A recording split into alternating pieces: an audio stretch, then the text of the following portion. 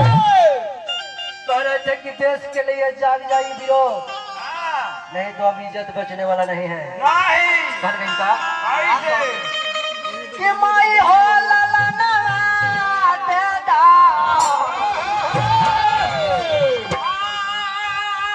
रे बहिनी बीराना भौजी साजनवा